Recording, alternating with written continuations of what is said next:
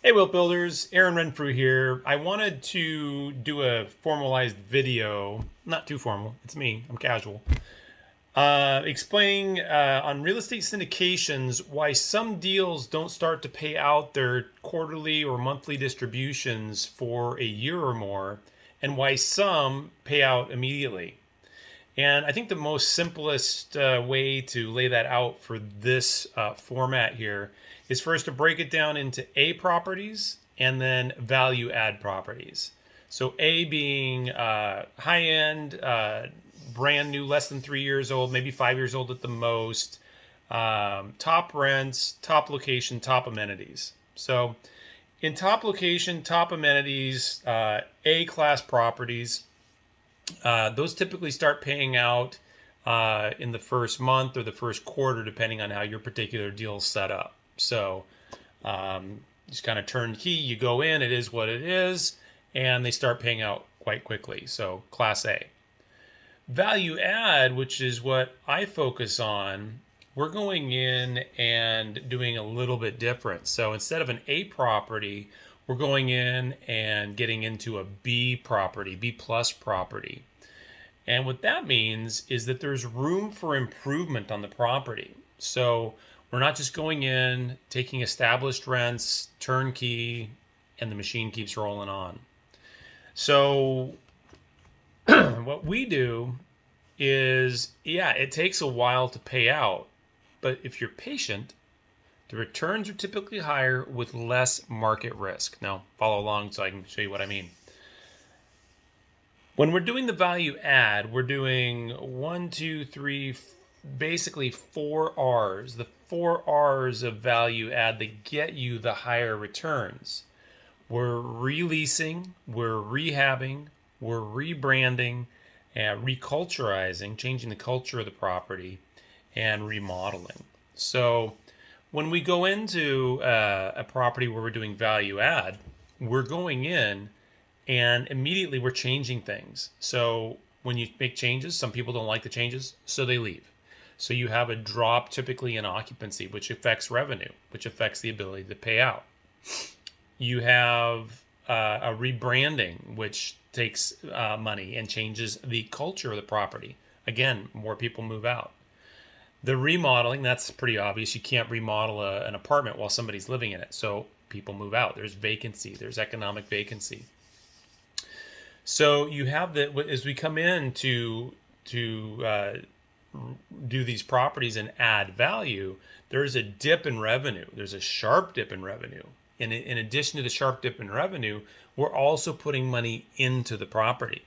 So instead of a Class A property where you might be looking at, say, on average, say a 4%, maybe a 5% cash flow return on the property, we're looking at maybe a 7% cash flow on the property.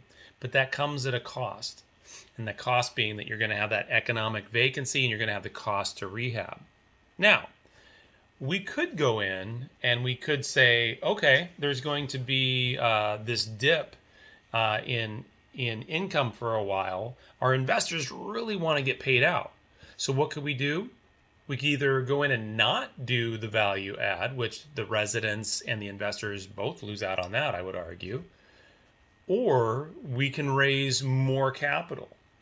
If we raise more capital going into the project so that we have enough capital for distributions, then the investors are happy because they're getting in distributions from day one.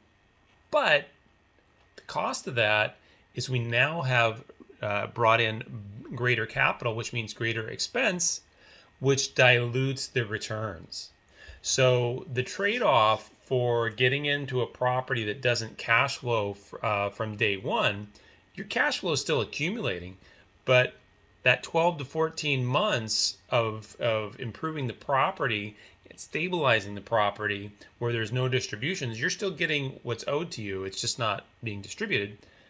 The trade-off is instead of getting a blended, say in the Class A, 7-8%, maybe 10%, in the value add, if all goes to plan, you're instead of that, you're getting a 7% in the distributions, and then you're getting an 11%, 15, 20%. I sometimes get 40. There's a huge range. But the idea is that you're getting more because you're getting into a Class B. The second thing I want to address, especially in the current economy that we're in, is that Class A, if the economy starts to put pressure on Class A, there's some people are going to downgrade from their Class A with the pools and the gyms and all the amenities and super nice location. They'll give up a little bit of location. They'll give a little bit of amenities to go from paying $2,000 a month for their one-bedroom apartment down to, say, $1,400 a month for a two-bedroom apartment. So in doing that there's going to be downward pressure on that A property. Same marketplace with the downward pressure in the B plus property. People are already at a lower grade property, so the only choice from there is to go to a C property.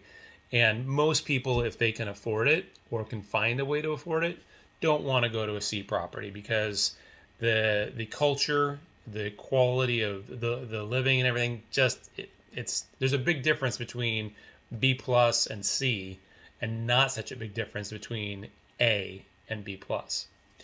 So I hope that helps. I get a lot of questions oftentimes. Hey, where's my distributions? When's this going to happen? And the reason for it taking that amount of time is so that we don't overraise, so that dilutes your returns in the end.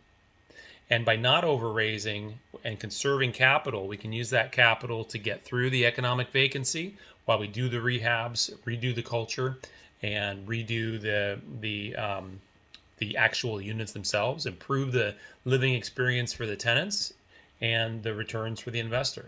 So I hope that helps. Remember, releasing, rehabbing, rebranding, and the remodeling all take time. And it's quite a skill set. It's quite an undertaking, but in the end, the returns are higher in return for the patients. So, all right, wealth builders, thanks for staying along this long. Follow and like for more, and thanks for investing. All right, catch you soon.